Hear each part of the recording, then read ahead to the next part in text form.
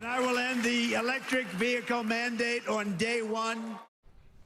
Well, it's been a while since the Republican National Convention. President-elect Donald Trump promising a policy to cut incentives programs for electric vehicle buyers and manufacturers. And many of those manufacturers are actually in the Carolinas. Channel 9's climate reporter Michelle Alfini explains why some experts say the future is uncertain. Onshoring clean energy manufacturing was a major goal of the Biden administration. The Inflation Reduction Act brought subsidies and tax credits to get things started. You're seeing it on the ground there in the Carolinas. Just in the past 2 or 3 years, look at the battery industry that has come to that area. Bob Keefe is the executive director of E2, a nonpartisan organization that's been tracking clean energy manufacturing investments across the country. From a lithium mining project in Kings Mountain to a refining facility in Greensboro to a battery plant in Liberty and EV factories in South Carolina, companies have invested in nearly every step of the supply chain, promising thousands of jobs.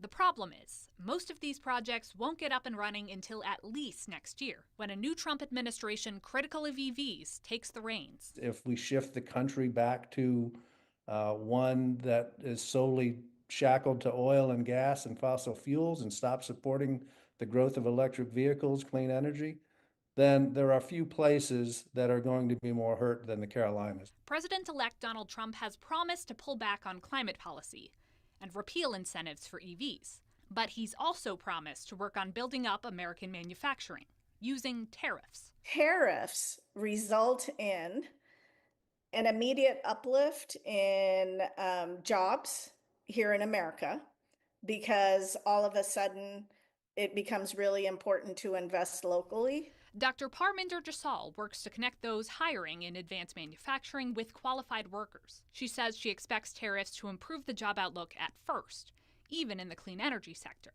as most manufacturing is currently in Asia. For that growth to continue, though, she says economic policy needs to rely on more than tariffs alone. Prices start increasing. We have to change it up as we match to the life cycle of the industry. Meanwhile, Keefe hopes, for the sake of an emerging industry, the Trump administration sees economic opportunity as bipartisan, even in clean energy. If you don't like it just because the previous administration came up with it, then change it. But don't stop the policies that we know are working right now. In Charlotte, Michelle Alfini, Channel 9 Eyewitness News.